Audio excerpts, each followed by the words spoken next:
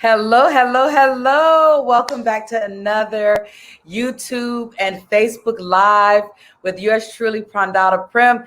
Guys, I know you were looking for me yesterday and it didn't happen. And last week didn't happen either, but I am back today with Malika.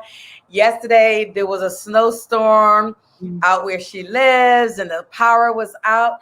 But we don't stop. Goddesses don't stop. And we're here today. So I got a couple good news real quick before we get started. I got my braces taken out on the top, so I'm here with brand new teeth, and it feels good.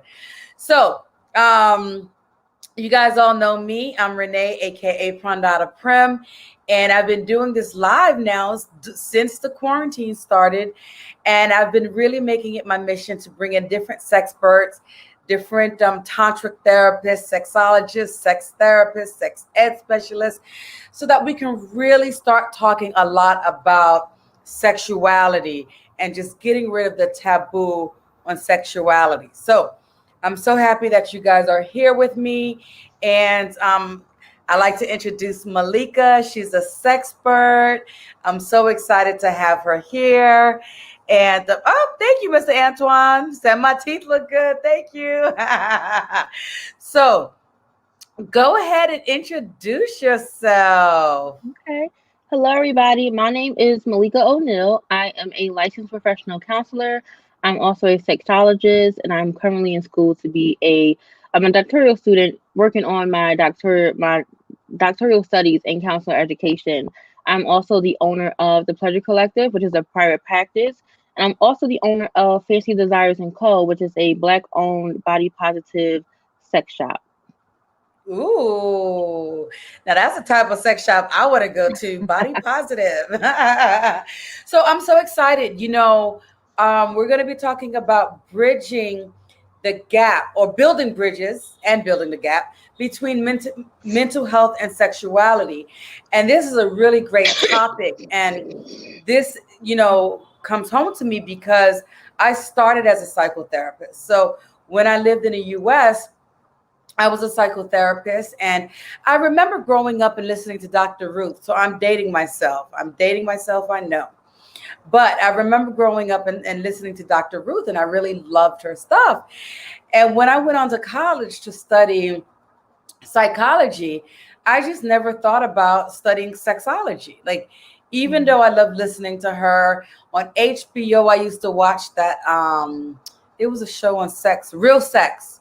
I used to watch that. So I always had an interest in this stuff, and I was always learning on my own, but I never thought about working with it. And I never even realized we could work with this, And it wasn't until I came here to Brazil and studied Tantra and started meeting more people through social media that I realized sexologists exist, sex therapists exist. And I'm like, what in the heck? Like, how wasn't that common when I was going to school? So this just really, really, brings it home for me. So, yeah. So I want to first, before we go into the topic, Malika, how did you get into this? Like, how did you start working with mental health and sexuality? What was this like? Yeah. How did you get into this? And I just want to say hello real quick to the people. Hello, Alex, Mr. Antoine. Hola, boa noite, Fernando. Obrigada por estar aqui. Thank you guys for being here.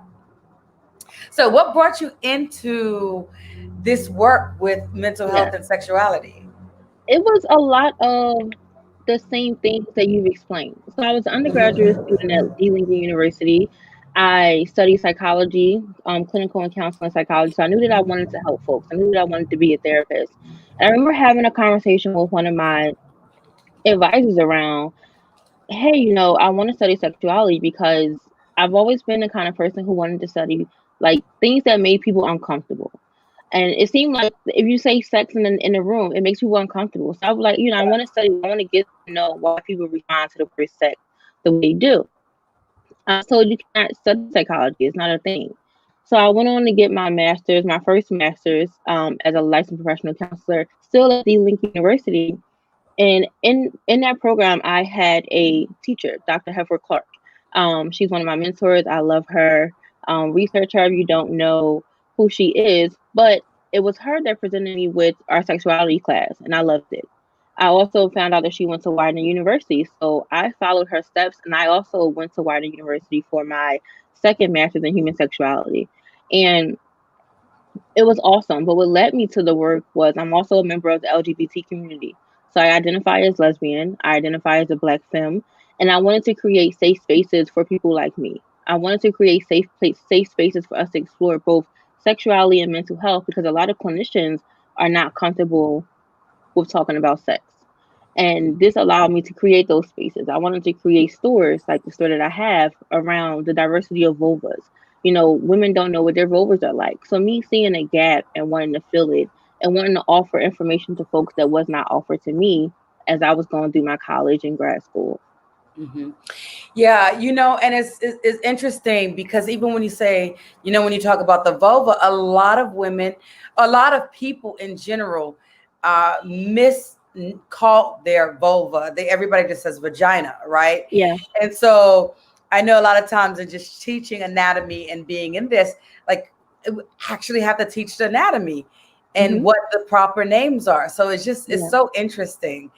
And you know, when I was hearing you talk about a lot of mental health professionals feel uncomfortable, it was interesting because I have a group on Facebook. It's a Tantra and Sacred Sexuality group on Facebook.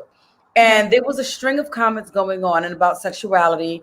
And there was a lady who made a comment. She was like, oh my God, this makes me feel uncomfortable. And she got off. She left the group. Well, I looked at her name because I didn't know her personally. And I went to her page and I saw that she was a psychotherapist. And so I was just like, wow, how many psychotherapists don't feel comfortable talking about issues related to sex? And this is why I had to guess, it would be probably 90%.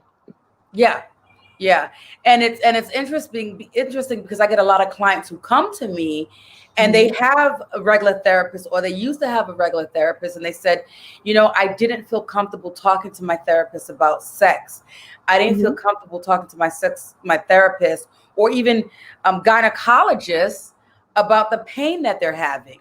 And, you know, even I've had so many women that's come to me and they'll talk to their gynecologist about pain or something. And the gynecologist says, oh, you know, take some Advil or some painkiller or do different positions. And then when I actually go into this work and like help them understand like just how the mouth is connected to the vagina, and I have them do deep breathing and opening up their mouth. When you breathe into your mouth, you're opening the vagina, and that helps. So I give them little techniques to help them no longer have pain. And it's like, how can a gynecologist not be able to do the same thing? How can a traditional therapist, and I'm not judging, but how could they not feel comfortable having these conversations? And it comes from the system. It comes from how we were educated or not educated, you know, the lack of. And I've noticed that even those who are licensed marriage and family therapists, again, no judgment, but I have colleagues who are licensed marriage and family therapists, and they have not had not one sexuality class. So my question is like, how can you help couples navigate their relationship without talking about sex? How can you help a psychotherapist? How can you help your client navigate life without talking about all that life is consist of? You know, sexuality is a part of our development. Is orgasming is our birthright. So how can we not talk about these things in session? How are we not affected by this? Anxiety affects sex. Depression affects sex. And sex affects these things as well. So even when I have clients come in and I'm asking them, well, you know, if they're having trouble in the bedroom, they might say, well, I have anxiety, I have depression. And I'll say, okay, well, let's start there, because there are chemicals in our brain when having sex that releases in our brain that can help with stress, anxiety, depression. So yeah, there's no judgment around there. I think that it's a very taboo subject, and some people are just, they don't like to talk about it. It makes them uncomfortable, and I think that it's because of some of the shame that was placed around sex growing up. Right, exactly. So, Mr. Antoine, thank you for commenting. 40 Morisco L. He says, I was very sexual and curious at a young age. I was fortunate enough to have parents that were open and had tons of medical books I was privileged to. And so those who are coming on, I just want to say real quick, if you have any questions, any comments, please feel free to ask. Hello, everyone on Facebook. Hello, everyone on YouTube. Hello. Thank you guys for joining. And I missed you guys 2 weeks, a week. It feels like so long. So I miss you guys. I really do. And so thank you, Mr. Antoine, for making that comment, because, you realized that you were privileged to have access to these different books and fortunate enough to have parents talk to you about these things. A lot of people don't have parents that talk to them about these things. I didn't. My parents were very conservative. They didn't talk about sex or anything like that. I was one of those people who, my specialty was with family and marriage counseling, and I didn't take not one sexuality course. And so my clients are coming to me. I did a lot of work with clients, couples, married couples, single, or just couples together, partners, and I didn't have any courses on sex, or around sexuality. And so, I remember clients coming to me, and the guy would be like, "Oh, my wife, she doesn't like to have sex as much as I do," and all of this stuff. And I was like, I did the best that I could to help them. And thank God I was able to help them. Like, I strengthened their relationship. But I think it came from a lot of stuff that I did on my own, like studying my own and different things like that, So, and now that I left, one of the things that I feel like has been good since I left the US, I studied a transpersonal psychology course. And not only did we bring in this transpersonal psychology course in Brazil, they brought in sexuality, but they also brought in spirituality. So they talked about different things from connecting to different energies, to your ancestors and different things like that. And then when I started studying Tantra, I delved more into these things. And so now I feel like, okay, now I can really work with people. And I loved one of the things that you said, Malika, everything is connected. So if somebody's coming in, they have anxiety or depression, it's all connected. So you can't not work with someone on their sexuality and not improve other areas in their lives. Right.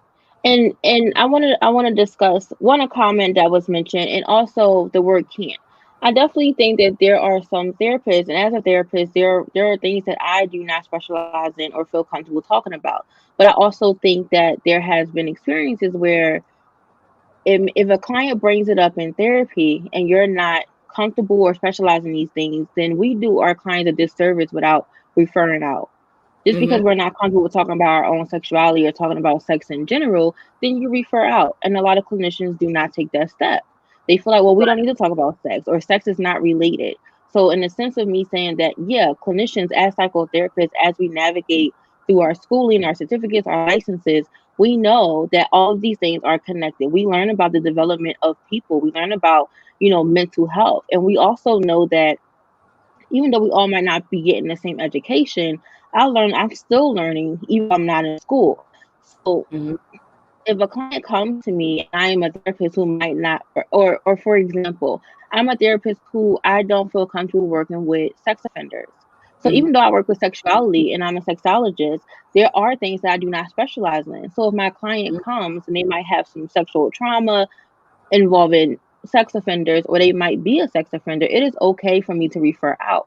And if I don't refer out because I'm just not talking about it because I'm not comfortable, then at that point I'm doing my client a disservice. So there's no judgment. It's not that you can't do it, but if you feel like this is not something that you can do, then maybe you should refer out if sexuality is something that needs to be brought up. Exactly. I agree. Completely agreed. Great answer. Yes. Yes. So, and Mr. Antoine says, right, the root chakra is connected to your sexual organs and glands. A tree with no roots will die. And then Joan Kings-Jones says, what do you think causes a man not to be interested in sex as much as he used to be with his partner? It could be anything. Usually I do a workup with my clients. I'll tell them to do a physical workup with their PCP. because there could be some underlying things that could be happening, which I'm not versed in treating, so I have to refer you out. Then I'll also ask, do you smoke? Do you drink? Are you Mm-hmm. stressed? Are you depressed? Do you have anxious feelings around sex? There are a lot of things that could come into play. I Mm-hmm. recently developed a new term, arousal forecast, and I've been trying to get this term out. So I'm grateful for this platform. I'm grateful for this conversation because I can tell people what that means. But your Mm-hmm. arousal forecast is really the prediction and calculation of when you're best sexually aroused. Mm-hmm. Morning, noon, night, in the middle of the night, figuring out when you're sexually aroused. Are you trying to have sex at the wrong time? Are you missing when your body, are you not listening to your body and missing that point of arousal? Some people traditionally, maybe sex is predictable to them and they only have sex at night because of work or stress or whatever. Some people love to have sex in the morning. I had a client who was like, well, my partner likes to have sex in the morning and I'm just not responding well to them. And I'm like, well, let's look at your cycle. Let's track your cycle, which I've been tracking with her. And that's how I came up with this term, arousal forecast. And then she realized that she's actually more sexually aroused during lunchtime. Now, Oh unfortunately, she's wow. at work during that time, but it Mm-hmm. answered a lot of questions because But her she might not be able being to able get a to, quickie in during her lunch break. she might be able to get a quickie. And it also was a preventative measure, which is also in the definition. It was a preventative measure of the misconceptions about your body. Because Mm-hmm. sometimes if you're trying to have sex at the wrong time of the day and you're not listening to your body, we internalize that as I'm not as sexual as I used to be. So for that person, um, oh yeah, morning sex. So for that person who had that question, I would say really listen to your body and ask yourself, are you trying to have sex at the right time? Mm-hmm. And really listening to your body, because some people might think, well, naturally, I shouldn't be thinking about sex in the middle of my work day. But naturally, your body could be responding. It could be telling you something and you're not listening to it, unintentionally not listening to it. So, really asking yourself, some people don't like morning sex because you're like, spotlight, the lights are on, they need it dark, they need candles lit, they need to have this routine, maybe a spiritual routine that they do, and that's the only way they can get aroused. So, I would say, really ask yourself, are you having sex at the right time of the day? Mm-hmm. I like that answer. Thank you. I don't even have to add on to it. You're Because a lot of welcome. times when people ask questions, I'll have my guest speak and then I'll add on. But I'm like, there's nothing for me to add on. Like that was that was spot on. That was everything I would have even thought of saying. You're So welcome. thank you, thank you, thank you. Loving this, loving this. And I'm And loving the so questions. I'm loving the engagement here. yes, yes, that's one of the things I do love. People do come on and they do engage and ask questions. So, that's exciting. So, Crucian, Alex, you guys have any questions? Ask away. We got the sexpert here, Malika. So, um, so yeah, so I don't, that was just awesome. Yeah, like you said, there could be tons of reasons why you don't, for man or woman, sometimes Hmm. men or women lose interest in sex, or like you said, it could be just depending on just the time of the day. Maybe it's not matching at the time that your partner wants to have it. It could be so many Hmm. different things. Yeah.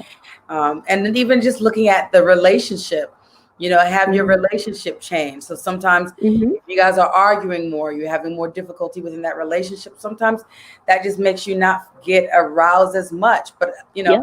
I loved everything else that you said. It's important to get a physical first. And that's one of the things I tell my clients as well. Let's rule out anything physical first and foremost, Yeah. And before we just go to in. piggyback off of what you said earlier about the anatomy, it's so funny because I haven't been watching Power a lot, but I watched the episode last night that I'm in the process of creating a blog post about, but I'll share some of my thoughts here. So there was a point in the session, I mean in the TV show where the gentleman, do not know the character's name, um, but he mentioned that men are not privy to information about a woman's anatomy. Hmm. And I'm curious because I do have my mode clitoris sitting here, but the anatomy is so important around sex because some people think that there's only one way to have sex, like there's only one area to focus on, and they don't know the anatomy. So either in this Right. live or maybe we can do another live where we talk about toys and the anatomies and things like that. People are really shocked when they see what an actual clitoris look like, especially men. And sometimes they ask, well, I can't please my partner, I can't please my wife. And I'm like, well, are you focusing just on the clitoris? And they say, yes. And I say, well, is it the full clitoris? And they say, Yes, and it doesn't be the full clitoris; it just be Right. the little head The part. tip, right? The So head. I do have them here if you want me to show them. Show them. And then we Show can them. see which might come up. I ain't Pink gonna or say gold. no. So for those of you who don't know, this is what the clitoris look like. This is our full clitoris. It's in the shape of a wishbone. And usually a lot of people, when you're focusing on sex, we focus on this part of the clitoris because it's the part that shows. But there's a whole spectrum of pleasurable areas here in the clitoris that you can also explore. So you feel like, having sex and maybe this part isn't doing it, or even men understanding that these bulbs are a part of our outer labia and our inner labia, and is also a part of the clitoris. So try to explore that anatomy as well. I do have a mold of a penis, but I don't have it in front of me. Um, but I think it's good to know the anatomy because it also gives you more ideas on what you can do with the other part of the clitoris or the vulva. Because some people, when I see that they're trying to have sex or they can't get pleasure, it's because they're only focused on that one part. They don't pay the lips Yes. any mind. But there's so much Yes. power behind those lips that you should also work around that too. So I actually do want to say that as you bring that up, for the guys or the girls out there, I am actually teaching beginning January 3rd a 4-week yoni massage course. And so Wow. what that's going to be is I'm going to actually be teaching you how to massage the yoni. So I'll be teaching you how to do massaging on the clitoris, the inner lips, outer lips, which I like to call because sometimes the inner lips are bigger than the outer lips. Hmm. So, and then I'll be teaching vaginal mapping for those who want to work or who already work with women in a clinical setting and want to go deeper. So I will be teaching that. So this will be a great class if you have a partner with a vulva and you want to learn how to massage her vulva Hmm. and give her pleasure. Hit me up. I Y'all have that better already on my join. website. That's already on my website of www.prandharaprem.com. So go there and check that out. All right. So we had a couple questions here. Okay. Um, La Chocolatina, she's in my group, the Tantra and Sacred Sexuality group. Okay. I'm gonna have So to this join that group. conversation, yeah, I'll add you on there. It's on Okay. Facebook. It's through Facebook. It's a private group, so you won't find it just looking. I have to add you Oh, on. okay. So Okay. if anyone wants to join that group, just go ahead and type in your Facebook page and or friend me. Actually, that's the better way to do that.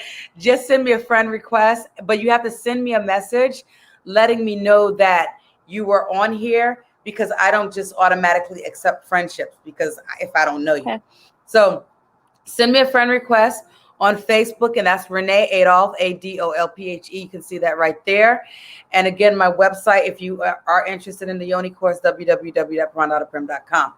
All right, so went off on a tangent, but La Chocolatina is in that group, and there was a Okay. conversation Oh, that came I see her up. comment. Yeah, and so what are your thoughts about that? I had shared my thoughts in that group. I'm curious about your thoughts too, but I'll share mine. I think it depends. It's such a controversial subject. I think that it depends. I definitely think that if you don't have lube, your saliva will work. But if you're using toys, then the conversation gets a little bit deeper because depending on what kind of toys you use, saliva or water-based lubes will not work. Um, I think that a lot of vulva owners, we all think that we have, for lack of better words, a WAP. But I tell my clients and friends, family, it doesn't matter how much of a WAP you have, you should be using lube. It's more pleasurable. It makes sex more pleasurable. The only thing that I can say about saliva is that it will probably dry out. So you might need a lot of saliva. And I don't know about you, but if I use saliva during sex, my mouth will probably get dry. So for the safe part of it, I would say lube. Um, but it's very controversial. I don't think you can go wrong either way. I saw that comment. I cracked up. All right, I have you saw that, cracking up? but you are absolutely right. It is not a snack. It is an entree. Eat the whole thing. Yes. But I'm curious around your thoughts on it because I wish that I was a part of Okay. that conversation. I'll add you and you can get on it. Well, Okay. so the actual comment, the conversation was actually about what are some of the things that you don't like that your partner does in sex. And then I Okay. started and I said, one of the things I don't like is when he spits on me. And Hmm. then next thing you know, everybody else was saying that the majority was agreeing. I was like, so now I don't really start off and say anything because I don't want people to just to piggyback, and I want to hear what other people say. Yeah. So I was like, I wonder if they're just piggybacking because I said that, or they really feel that way. But many people, I realized, felt strongly that they didn't like people spitting, and so, so it wasn't necessarily about, you know, versus lube or anything like that. Just that was the question, what you don't like. And so for me, why I say that is because, and it's not that I necessarily have an issue with the spitting, with the saliva. It's more of when they're too lazy to do the work.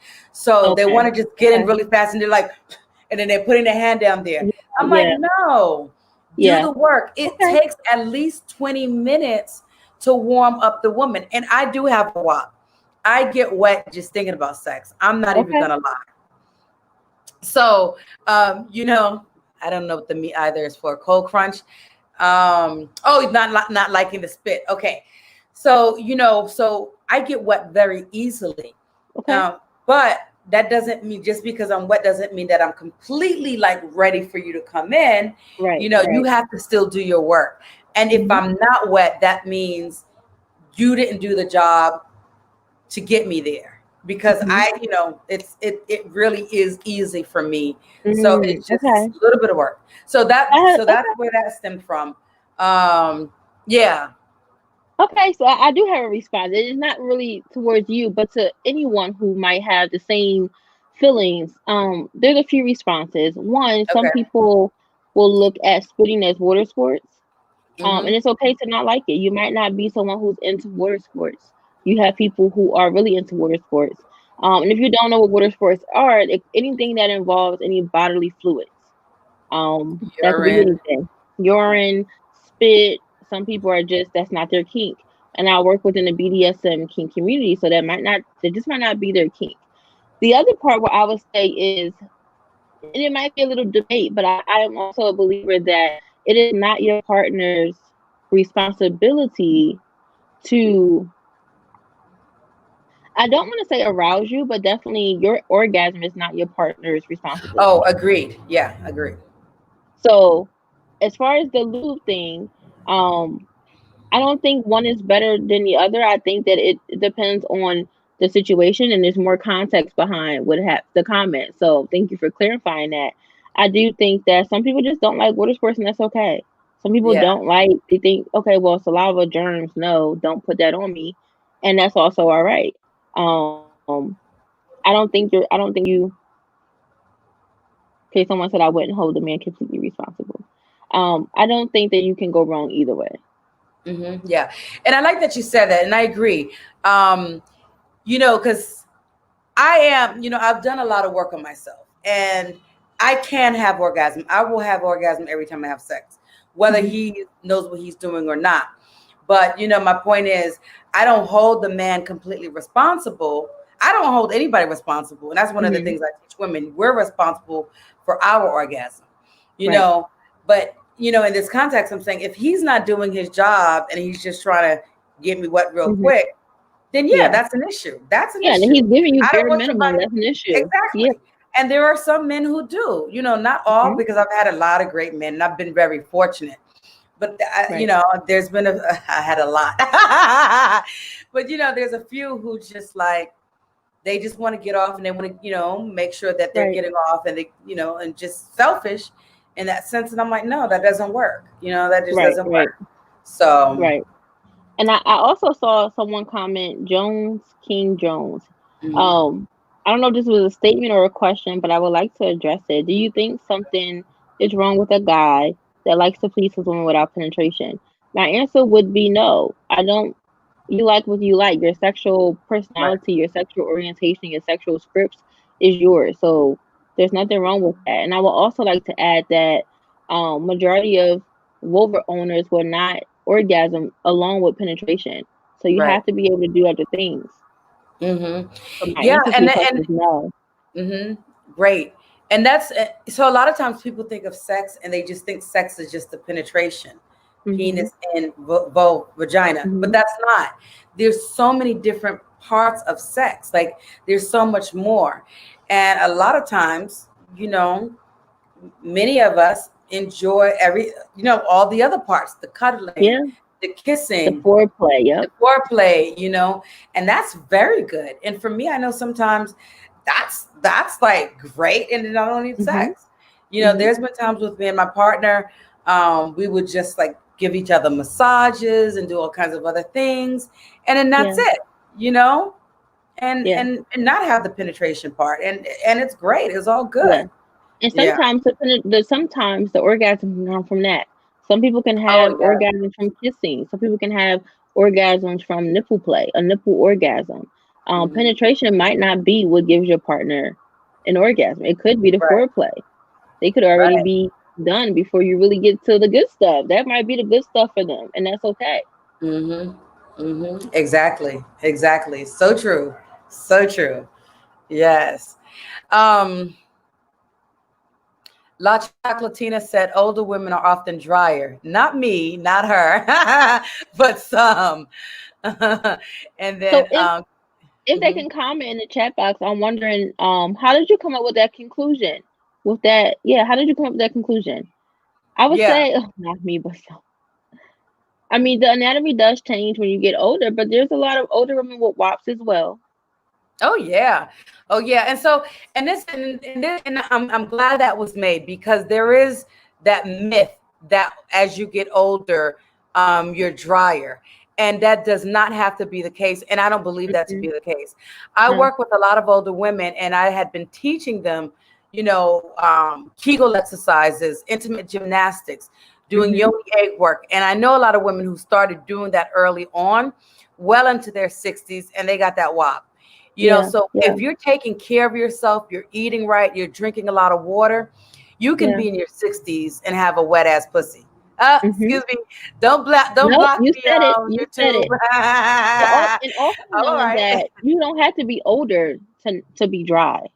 Also Right. knowing that there are some things that a lot of women, especially women of color, might deal with, such as PCOS. I'm affected with PCOS, but I'm like Miss Chocolina. I'm not dry either, Mm-hmm. but a lot of people with PCOS, which means you have maybe more hormones, male hormones tend to be drier as well. So there's a lot of reasons, underlying reasons why someone could be dry, and they don't have to be older to do so. But I Right. also know people who might not have quote unquote wops or get really wet, but they do use lube, and you would probably never be able to tell the difference. Right. La So Chocolatina is funny. She said Jane Fonda at 75 says she loves sex but needs lube. Maybe it's a white thing. No, I mean each person is different. So, yeah, you know. and again, I think loops make everything better because I don't. It doesn't matter how much of a WAP you have. I feel like the lube at some point you may get dry throughout the experience. But lube makes things more smooth, make things better, especially if you're using toys or you're doing penetration. Mhm. Mhm. These Yep. comments are hilarious. So hilarious. Confidence will make it WAP. And so, WAP, I mean, and Mr. Antoine, thank you so much. I love that. It's mental too, as it is above, so is below. Yes. Yeah, So the yeah. root chakra and the crown chakra to me is the same thing. Interesting. Yes, yes, yes. Cool. Oh my God, this is good. This is good. It's a Some good good stuff. conversation. Yeah, yeah. I'm loving this. I'm loving this. So yeah. Um, all right. So if anybody else has any other comments, questions, or anything like that. So you said that you're into you do the BDSM. Tell us a little bit more. So BDSM and kink. And so that's interesting. I did a BDSM and kink retreat, online retreat, a Oh couple months wow. back in the beginning. So that's really cool. I Okay. love it. And I'm just kind of I'm still kind of new to the BDSM and kink world. I'm still Okay. really new. Um, I was co-leading it with someone else, and she was leading the BDSM and kink part, and I was doing stuff on a tantra. But I just learned a lot from that. So, All right. I So let's personally think go that. ahead. I'm sorry. Go ahead. Go ahead. No, go ahead. Go ahead. I personally think that when people talk about vanilla sex versus having a kink, I personally believe that everyone has a kink. You know, if Mm-hmm. you like to be choked, it's a kink. If you like to be Right. spanked, that's a kink. It could be the littlest things that you might not even think. Some people think kink and they think that, you know, it's just like fire play or blood play or, you know, water sports or things of that nature, role playing. If you like to role play, that's a kink. Um, Anything outside of vanilla sex would be considered a kink. But sometimes I ask myself, is there a such thing as vanilla sex? Are you literally not doing anything? Some people are like, well, I like my sex to be predictable, but I do like to be choked. And well, that's a kink. So Mm-hmm. I usually challenge people to ask them, well, what does your sex look like? What is your sexual script? If you had to have, you know, what do you fantasize about? These things are kinks. So I do think that everyone, yes, I've heard of all of that. That is a kink. Mm-hmm. So Christian, I think, came on a little bit late because we talked Okay. about how Malika got into this work. But if you want to give a quick little summary, so that way, because Yeah. I was gonna say, Christian, you're gonna have to watch the replay at the beginning, but we won't do that to you. We won't do Yeah, that to you. I love you, I'll give a Christian. little summary. Okay. For me, I've gotten into this field of being someone who's kinky, being someone who used to be sex made me feel uncomfortable, and I wanted to figure out why. I'm also a member of the LGBT community, so I identify as a Black femme lesbian. And I wanted to create safe spaces for those people who were like me. I wanted to create safe spaces for you to talk about mental health and sexuality because I believe that they both coincide, they're interchangeable. So that's overall how I got into this work. I don't believe that there is enough clinicians out there, enough Black sexologists out there who are teaching this work, and I wanted to be a part of that.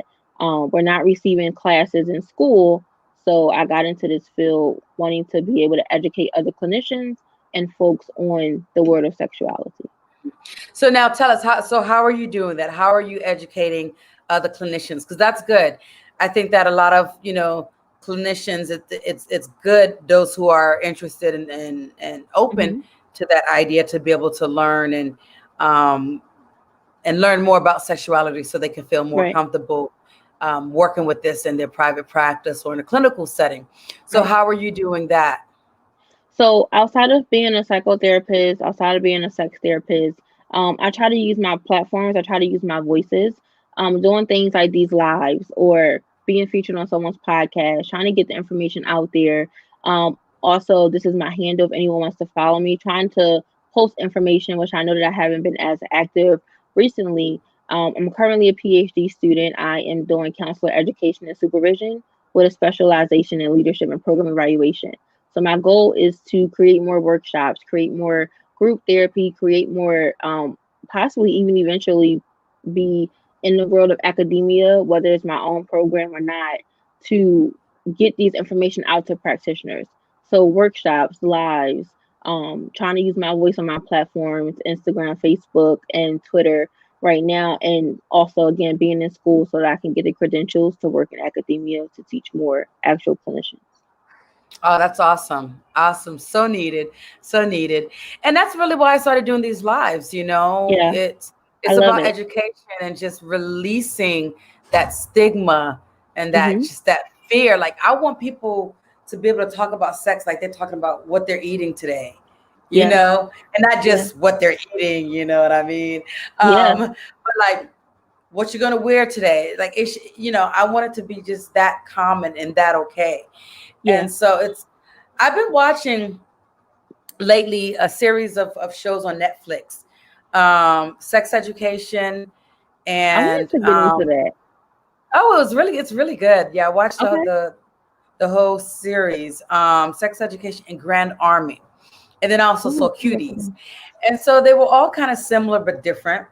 Okay. But it was just interesting, and I really liked all of them. But the so all of them in that same sense, Cuties was the movie that everybody was going all about Yeah, crazy yeah. about, right? Over sexualizing these little girls. But I personally felt like this is what's it's a reality. These things are happening in schools. And like you said, people become uncomfortable talking about sex. And I mean, even here, I see little girls, 12 years old girls, twerking on the streets and things like this. And so it happens. And they were showing that in the film,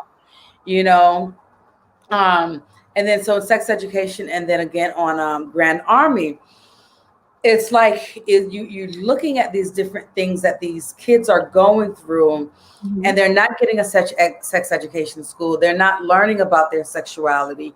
They're just confused, and then they become adults who also are confused, or they're learning from watching porn or from what their friends tell them. So they're not necessarily learning the correct information. And then you watch porn and you think, oh my God, like, this is how I should be responding. This is how it should feel. And these are the noises I should be making.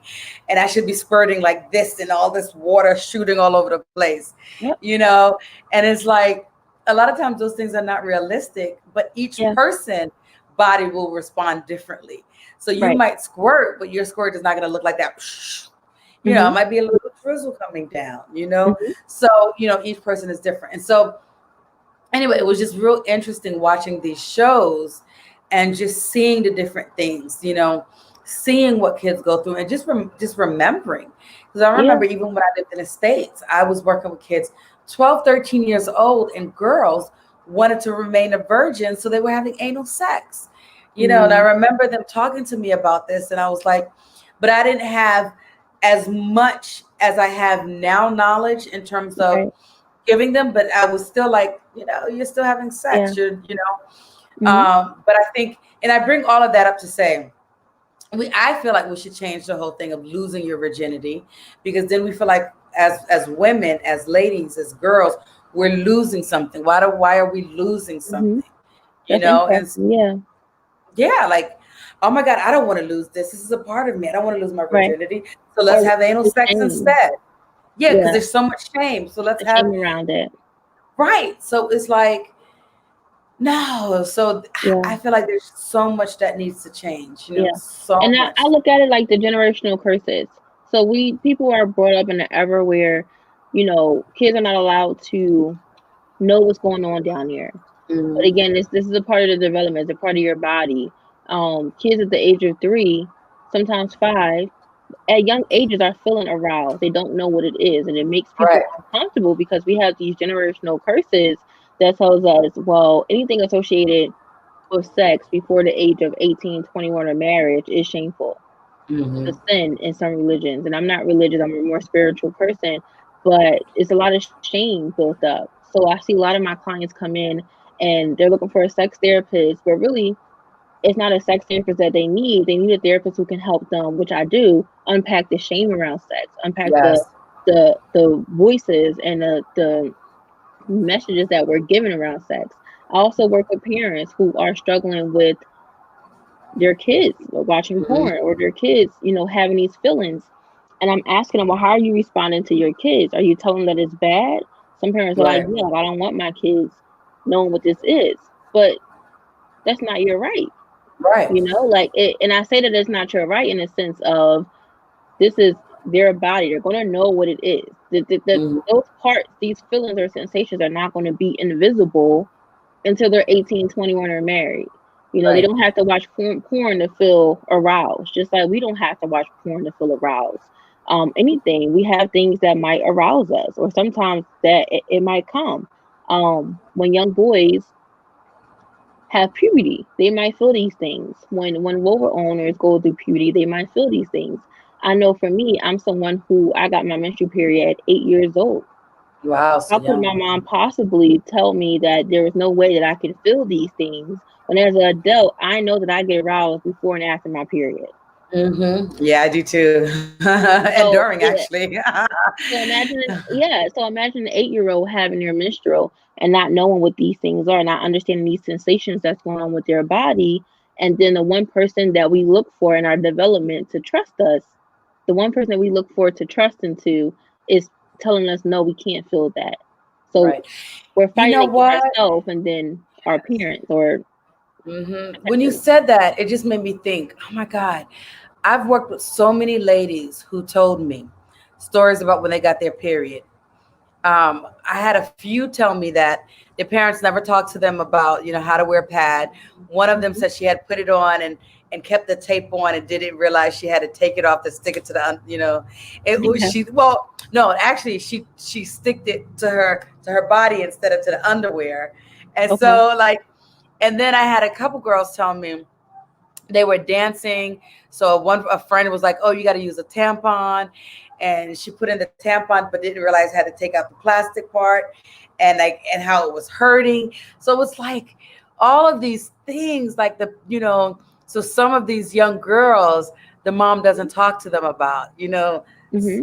all of the shame and guilt, and Yeah. so it's like not even being able to say how to use a pad or how to use a tampon or this is what's going to happen to your body. So a lot of it in school that you're taught or what the parents will say is don't do this because you're going to get pregnant. Try Hmm. to instill fear or just say use a condom. But in terms of the Right. whole education about the anatomy, what you're feeling, Hmm. what's going to be happening with your hormones, Yeah. uh, you just don't get that. You just don't And get that. and I feel like you get it. It's just you're not getting from the right places. So Hmm. what I mean by that is parents can choose not to allow their children to watch certain things. That is their right. I don't condone, children watching porn.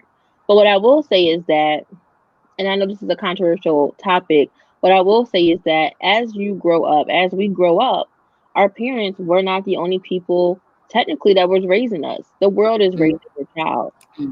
They're in school most of the time when they get grade school age. We're in school for 8 hours of our day. Our friends and the school systems and all of these places that have a lot of systematic things happening is raising your kids. So I feel like, well, then you choose, well, do you not talk to your kid? Do you want them to have the right education? Or do you want them to experience these things? Kids are sending each other porn links in school. Now everything is virtual. When I was a Hmm. kid, we didn't have internet. And I guess that's showing my age. I'm not that old. I just turned 30. So when I was young, we didn't have internet. We wasn't getting online, Googling things. We wasn't sending links to our friends. And as the world evolves, you have to ask yourself, well, am I going to tell my kid the right things about sex and have them be educated the right way? Or a lot of times kids are rebellious. They want to know what's happening. They want to know Hmm. when you're creating shame around these things. They want to know why. What is so Hmm. interesting around that? It's something about being rebellious that gets the mind going. So, Yeah. oh, my mom is telling me not to touch this. Why? I'm not supposed to Hmm. feel this. I'm curious as to why because we don't really follow Hmm. up with the why. We just say don't touch that. Some people Exactly. might say don't touch that. I'll whoop your ass. Like want to know why. Hmm. Why are you telling me this? So they're being Right. educated, maybe not by their parents or the right platforms, but they're getting information from somewhere. Yeah. Yeah, they definitely are. And it's interesting, when you were talking about just to kind of earlier on, just to piggyback about like the masturbating, the touching. It's been proven that fetuses in the mother's womb touch themselves. So there's Hmm. been ultrasounds where you can see a baby touching, a little boy touching his penis or whatever. So it is a common thing. It's a natural thing. Young kids are curious about their sex parts, about their entire Hmm. body, Yeah. and that's one of the things that I love with my work with Tantra is that you learn that your entire body is sexual. Your entire body has erogenous zones all over, Yep. and not just the genital. So the other Yeah. parts are asleep because we just focus on the genital, the breast, the lips, certain areas. But we can have orgasms from touching the head, massaging the head, the hands. I've had orgasms from someone just scratching my feet, my hands, Yeah. my head, like your entire body. And so it's like let's learn about the sexuality. Let's Hmm. learn these different things. And then once we realize our entire body is one huge erogenous zone, I think it Hmm. takes away that taboo from the Yeah. vagina, from the Yeah. penis.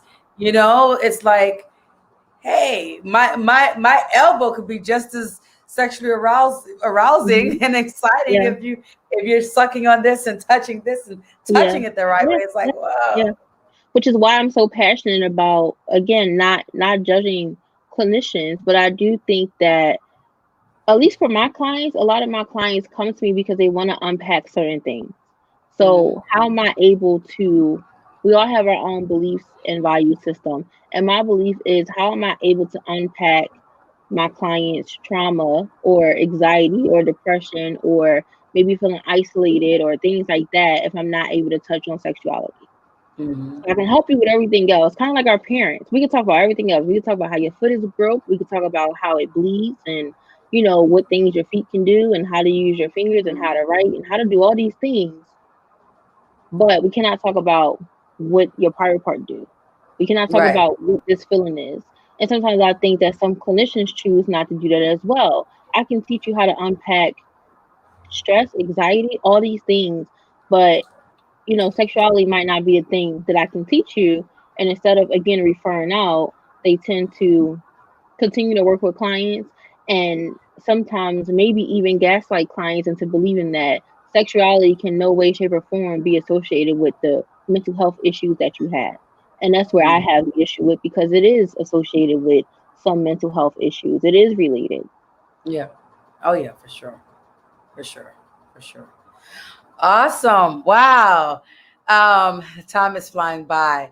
So, Wow, yes, it is. if you, yeah, this is really good, and we're definitely gonna have you on for part two. Um, and so I want you, if you can give us 3 to 4 tips on how Mhm. to find a sex positive therapist. And just real quick before you give those tips, I just want to say thank you again to those who are watching. If you enjoyed this and you're getting something and you've gotten something out of it, please share it. Don't forget to give me the thumbs up on Facebook or YouTube, whatever you're watching. Give that thumbs up. If you're on YouTube, subscribe. And don't only subscribe, hit that notification bell, because that's what's going to help you. That's what's going to give you the notices for when I have my lives. That way you don't miss my lives. And whenever Mhm. I get a video coming up, I need to start making some more videos. It's a lot of work, people. It's a lot of work, but I need to start making some more videos. um, all right. So can you give us like 3 to 4 tips on Yes. how to find a sex positive therapist? Mhm. So one platform you can utilize, well, two platforms you can utilize. I know there's a lot of controversial around Psychology Today. However, Psychology Today, and as well as Therapy Then, if you're looking for a therapist, you're able to actually click sex positive therapist. So those who identify, so it can filter your search out.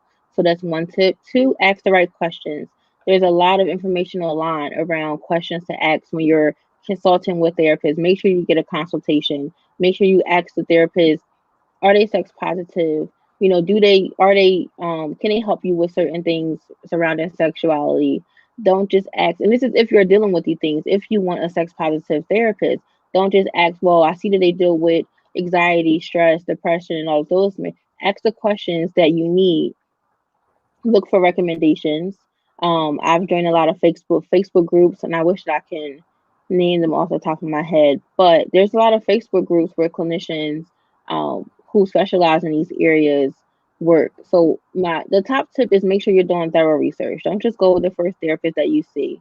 You Mhm. utilize platforms that are sex positive, like Therapy Right. Den. And I also believe Psychology Today. Please don't quote me on Psychology Today, but I know for a fact Therapy Den, you can filter out BDSM clinicians as well as sex positive clinicians.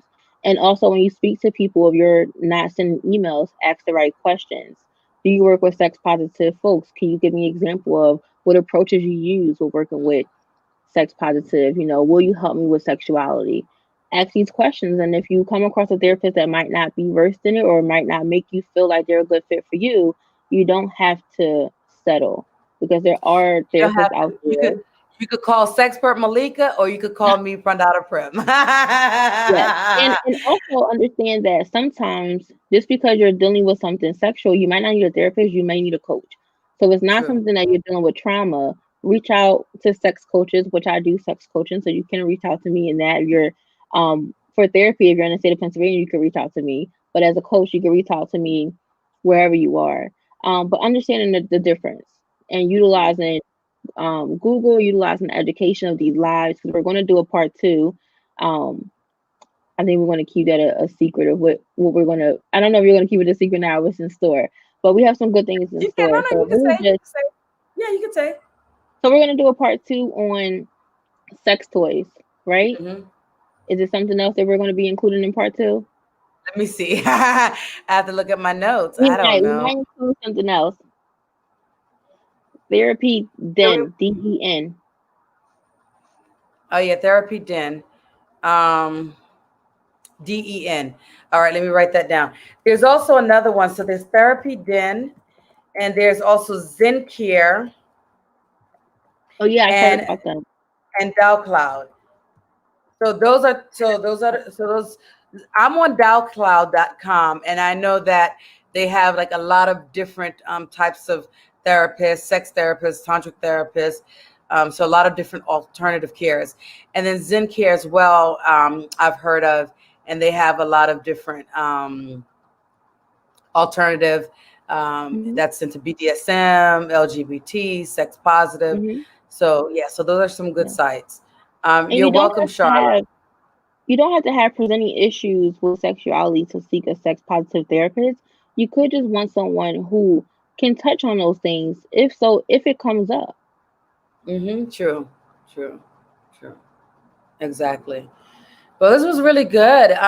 So again, one more time, if you enjoyed this, give me a like. And while I'm saying this real quick, Malika, can you type in the private so I can flag all of your stuff, how people can contact you, website, and all of that. So again, if you like this, give this a like.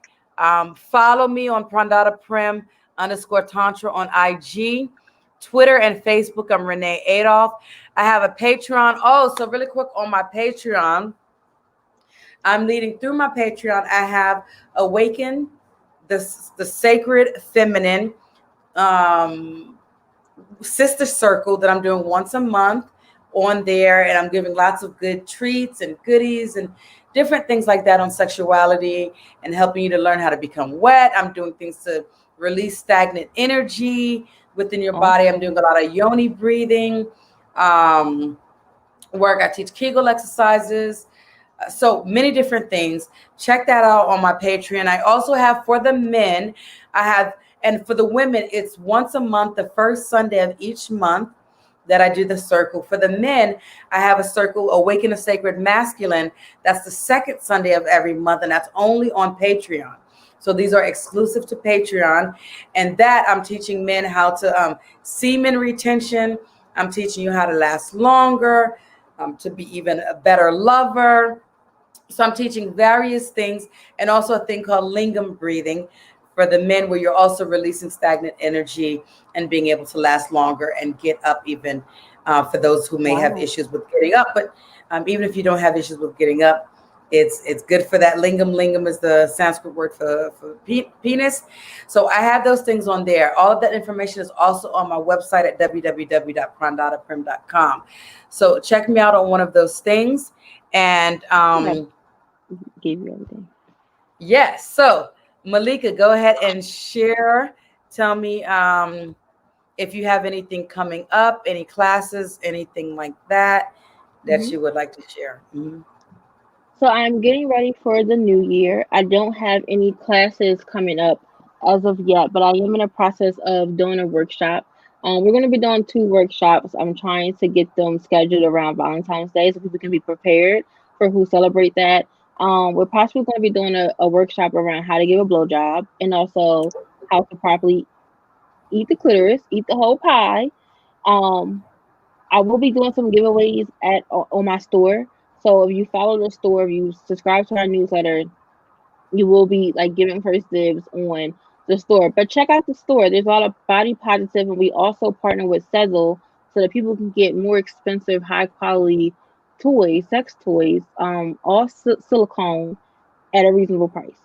So all my links are here. If you follow me on Instagram at sexpert.malika, that is my sexology page, and a lot of my updates will be there. Awesome. So go ahead and follow Malika. check her out. Check out her information. And Jones King Jones says, yes, yes, yes, eat the Hey, pie, the how whole are you? pie. And Brenda said, great information provided. Thank you, Kalia. Hey, goddesses. Good to see you and hear you. So thank you again, everyone who's come on.